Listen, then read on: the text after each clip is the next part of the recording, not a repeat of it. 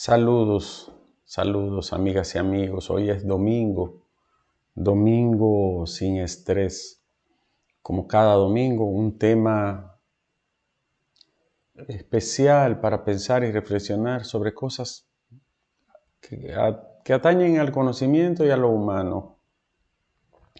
Esta semana voy a hablar del anverso, ¿no? O del reverso de la semana pasada. La semana pasada, el domingo, hablamos de la maldad. Hoy voy a hacer un conversatorio brevísimo, sencillo, bien epitomado, sintético, resumido, de 10 minutos de la bondad. Eso que sería su contraparte. Aunque no es tan matemático el asunto, pero se puede ver en ese plano, ¿no? En ese plinto de lo malo y lo bueno. Esa dualidad que hemos heredado de la cultura. Quiero recordarles que cada domingo estamos aquí gracias a Francia Abri o Francia Valois. Ella es mortgage banker, ella es asesora en préstamos hipotecarios, cualquier tipo de hipoteca, pero además si usted necesita comprar una casa, comprar un vehículo, comprar un inmueble, cualquier propiedad y necesita un préstamo del banco, Francia le ayuda, le orienta y le encamina de forma profesional esa gestión. De modo que Francia Valois o Francia Brick es una persona con más de 30 años en esos menesteres. Le va a ayudar mucho. Toda la gente que la ha llamado para eso, para un préstamo, para comprar una casa, le ha ido muy, pero muy bien. Miren, su teléfono es el 718-344-0819. Estamos en medio de estas tormentas. Ayer sábado, lluvias. Nosotros estamos apartados, vientos.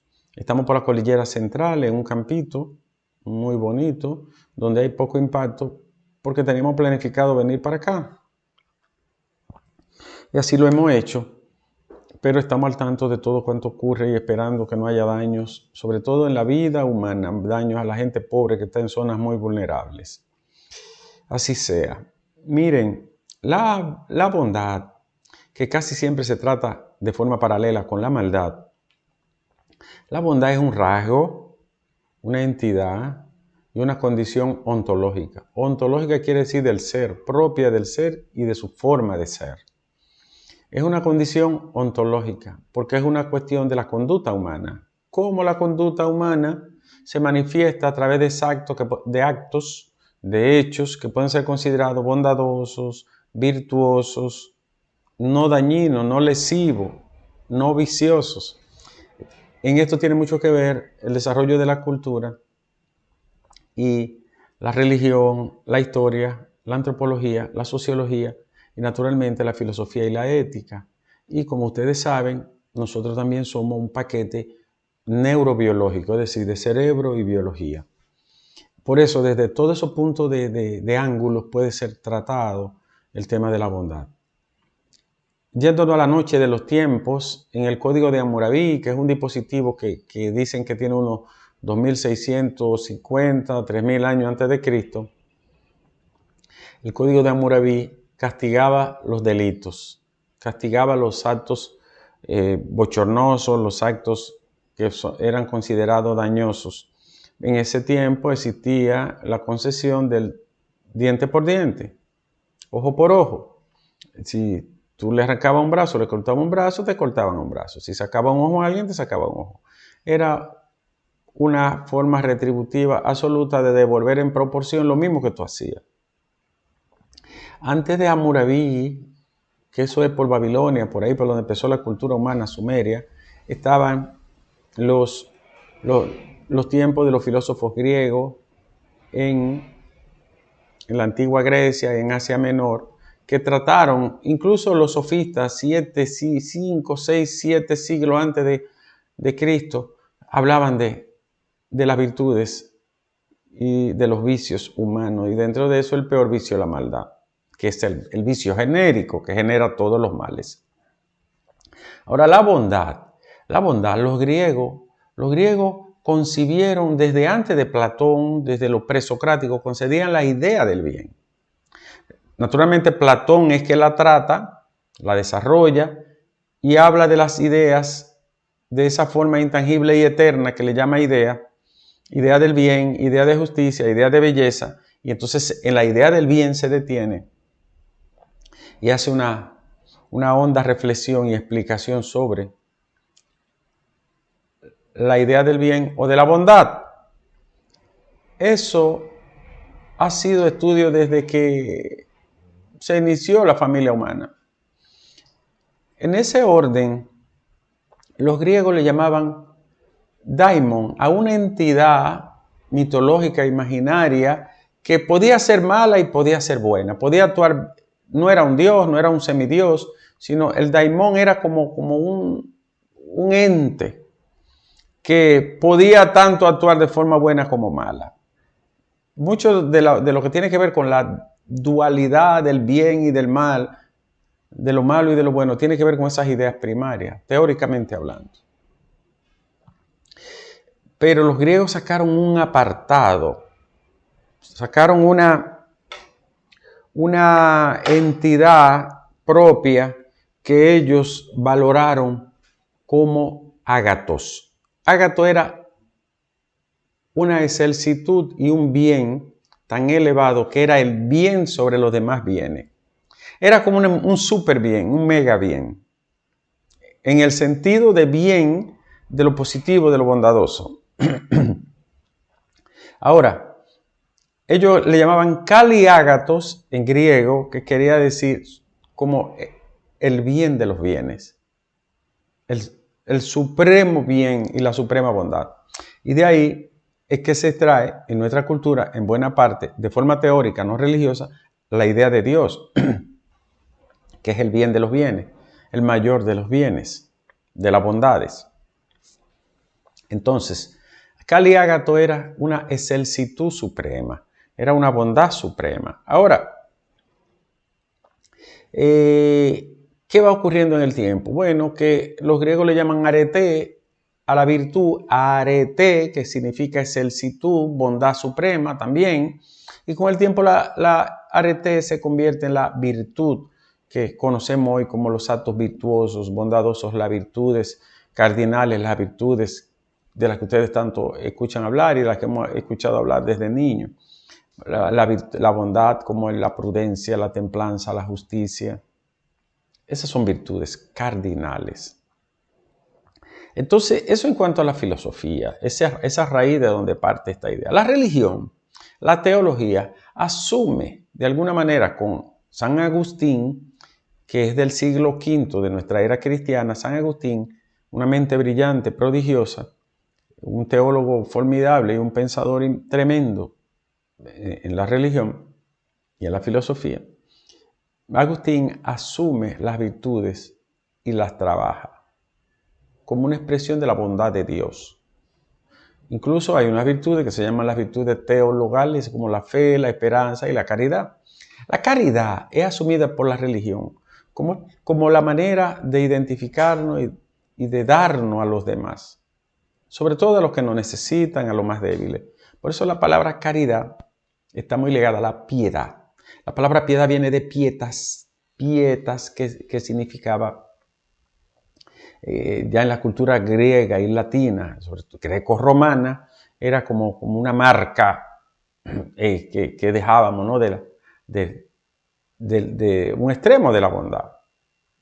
Entonces, ¿qué significa todo esto? Los griegos, que también se inventaron la nomoi, que es la norma, dijeron, pero, ¿y qué pasa con el que, no siendo bueno, viola la ley? Entonces le aplicaban la norma. Y recogieron un principio antiquísimo que Platón asume, que es quia punitur peccatum et nexetur. El que peca tiene que ser castigado. Todo el que peca ha de ser espiado, azotado, castigado. Y de ahí es que viene la idea del castigo, de las penas, de la cárcel, de la retribución que hemos heredado nosotros de la cultura occidental. Siempre recuerden que hablo en el plano de la cultura occidental. Entonces la bondad es esa distancia que hay entre lo negativo, lo malo, el pecado, el daño, y las actuaciones humanas que se encaminan al bien. En este momento estoy sintiendo la brisa, ¿no? Acá en la zona norte. La bondad, por lo tanto, es la inclinación a actuar en base al bien, agathos, en base a la virtud, arete. Pero eso es la filosofía, la religión y la historia. Y en el plano biológico y humano, ¿cómo se expresa la bondad? En el plano biológico, neurobiológico, cerebral. Hay una sustancia que hemos hablado muchas veces aquí que se llama oxitocina, que es la que tiene que ver con el parto, porque ayuda a los movimientos y a las ondas que van empujando al bebé cuando le toca nacer. Esa oxitocina, que también se hace de forma sintética, que se conoció en el mundo comercial como pitocin, es la misma oxitocina que nos hace ser agradables, atentos, identificados y solidarios. Es la que nos hace ser empáticos. ¿Y de dónde viene eso? Es un tremendo misterio, ¿no? Cómo los seres humanos llegaron a una etapa evolutiva en que las neuronas no solo pensaban para actuar, sino que además podían pensar en el otro, en la alteridad, en el otro, fuera de mí. ¿Cómo yo llego a identificarme, a ser solidario, a ser amoroso con el otro? ¿Cómo llego incluso a practicar el bien con él? Para la antropología y la neurociencia es un proceso evolutivo largo de adaptación en el que el cerebro humano se va moldeando e identificando que cuando se actúa bien con lo suyo es más provechoso, más colaborativo y más cooperativo el sistema de convivencia. Y entonces se practica la bondad, cuidar, por ejemplo, el apego con los críos, el apego humano a la familia, a los descendientes. Y luego esa condición que se llama empatía, que yo le he tratado otras veces aquí, que los alemanes lo tratan muy bien con el término de Einfühlung, esa empatía, entonces ya no es solo al descendiente, al que es de mi sangre, de mi comunidad, sino al otro, al desvalido. Y entonces se extiende, y hay que decirlo, todas las especies biológicas, todas tienen una concepción empática de su existencia, todas. Es un misterio, ¿no? Es una belleza. Para la ciencia eso es pura evolución. Para la filosofía y la teología eso es místico, mitológico de alguna manera, y para la religión es una virtud misteriosa. Pero en términos muy biológicos, es un desarrollo evolutivo en el que el cerebro anterior, que es donde está la conciencia, la condición ética del ser humano, la condición moral, me va diciendo, pero también si yo practico la bondad, la solidaridad y no le causo daño a nadie, yo me siento mejor, mi conciencia está más limpia y soy mejor persona. Esa condición de ser mejor quiere decir en griego aristo. Aristo, que quería decir mejor o de los mejor. Entonces, en la cultura griega existía la concepción de que unos eran mejores, pero también de ahí se desprendió que otros podían actuar mejor. Y no hay que olvidar que el ser humano es un conjunto biológico, psicológico, social, antropológico, histórico y espiritual. Es decir, una mezcla de todo. Somos una completud de biología, psicología, sociología, es sociológico, juntarme con los demás, compartir con los demás, aprender de los demás, antropológico como ser histórico que deja actos, hechos que se van aprendiendo de generación en generación. Y también espiritual, una parte interna, íntima, mística que el ser tiene, de una contemplación que no es solo lo de fuera y lo que veo, sino que es mirar a mi interior, a mi conciencia, a mi condición tan extraña de haber llegado a esta tierra y a este mundo sin haberlo pedido, y de poder pensar, hablar, hacer, construir, graduarme, tener familia. Eso da como un momento para ser reflexivo, contemplativo, epistémico, pensante. Entonces, en definitiva, ¿qué es la bondad? La bondad es una expresión genérica de la virtud. ¿Y qué es la virtud? La inclinación a actuar siempre en base al bien y siempre que se pueda. Y entonces, ¿tenemos todo algo de virtud? Sí. Y cuando la virtud se extrema y es, vamos a decir, como la Madre Teresa, cuando hay un cultivo, se cultiva, hay una concesión de dedicación y contemplación hacia hacer el bien permanentemente, hasta el sacrificio, hasta incluso restringirme de cuestiones propias para los demás.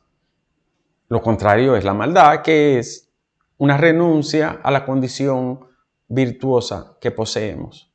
No me importa el dolor del otro, voy a narcotraficar, voy a delinquir, voy a hacer cosas malas, voy a provocar dolor humano, voy a hacer un genocidio como han hecho sátrapas y dictadores, voy a la guerra y voy a matar. Entonces ya eso es una renuncia a la virtud. Sobre todo cuando no tiene justificación de ningún tipo. Mientras que la bondad es una inclinación por la virtud. Eso es matemático, 2 y 2 son 4. No, eso es complejo. Eso es óntico del ser, ontológico, de la forma de ser del ser humano. ¡Wow! ¡Qué complicado!, sí. Y entonces, ¿quién interviene ahí? Ahí interviene toda nuestra historia. ¿Y qué es nuestra historia? Lo antiguo, lo religioso, lo cultural, lo antropológico, lo social, lo que aprendemos, lo que dejamos, lo que hacemos. En definitiva, para la filosofía, que es el campo de donde lo trato y que más me gusta, y al que me dedico más a indagar, Baruch Spinoza decía que lo que nosotros éramos en realidad y manifestábamos no era más que la expresión de un conatus. Conatus, ¿qué es un conatus? Conatus es conservandi. La condición humana a querer ser mejor, a poder ser extendido en el tiempo, pero mejorando. Para Spinoza éramos una evolución constante hacia la mejora, a pesar de todos los desvaríos, de todas las diabluras que a veces vemos. La familia humana de hoy es menos violenta, menos guerrera, menos salvaje. Pero eso no significa que resolvía todo su problema, no. Pero va en ese proceso con altas y bajas, con cizagueo, con caídas y con levantamiento. Para Bergson, él le llama elam. Para Kant hay un imperativo categórico de la conciencia humana que nos hace asumir el deber y la bondad. Para los griegos antiguos hay una causa primera que nos empuja a ese bien, a esa bondad, como una forma de obediencia. Y ellos le llamaban a eso arché o arjé. Arjé, causa primera, motor inicial, causa de la causa. Para los iluministas es la razón. Para el siglo de la luz y del racionalismo es la razón la que le hace al sujeto, por madurez y por un crecimiento histórico, haber llegado a un nivel de conciencia en el que la escalera del desarrollo humano le ha permitido ver, por eso se llama iluminado. Siglo de la luz es iluminación. Para los orientales es una mirada hacia adentro profunda y un conocimiento propio. Como por ejemplo para el budismo, pero no me voy a meter en esto, sino en el mundo nuestro occidental. En definitiva, la bondad se aprende, que es lo que vale, se cultiva, viene con nosotros, pero es como una tierra que hay que sembrar, porque es una forma de actuar, es una conducta, es un hábito, es una ética. Ética quiere decir costumbre, es una costumbre. Si a usted le enseña a ser malito desde chiquito, va a ser malito, muy probablemente. Si le enseñan formas valiosas de ser bueno, bondadoso, tiene mucha probabilidad de actuar bondadosamente en toda su vida. No siempre, no matemáticamente, pero con mucha probabilidad. La bondad es esa condición humana, actuar en base al bien, para los demás, con los demás, frente a los demás, por los demás, naturalmente por uno mismo. Entonces, la bondad es cerebral, sí, es biológica, sí, es antropológica, sí, es religiosa, sí, es cultural, sí, es social. Señores, seguiremos hablando de la bondad y de otros aspectos. Por ejemplo, los filósofos del utilitarismo ético como Bentham, como John Stuart Mill, dicen, no, es que el ser humano lo que hace es que él clasifica cuándo le conviene actuar de una manera y cuándo le conviene de otra. Y lo usa en ese orden, dependiendo de su conveniencia. Entonces eso se llama ética utilitaria. Se usa dependiendo de la utilidad que me pueda dar. El político da, el religioso es bondadoso porque le conviene para la religión, para el político. Eso dicen los utilitaristas. Yo no estoy de acuerdo con ellos siempre, aunque hay una parte que es verdad que el ser humano se readapta dependiendo de las circunstancias. Señores, lo que sí queda claro es una cosa. Ser bondadoso nunca deja pérdida. Practicar la bondad nunca le va a generar dolor. Y si le genera dolor es satisfactorio. Es una satisfacción espiritual tremenda. Gracias por compartir con nosotros. Gracias por estar en este domingo sin estrés. Gracias a Francia, que es Mortgage Banker, con su teléfono 718-344-0819. Gracias por acompañarnos en Domingo sin Estrés. Nos vemos lunes, Dios mediante. Esperamos que todo pase bien.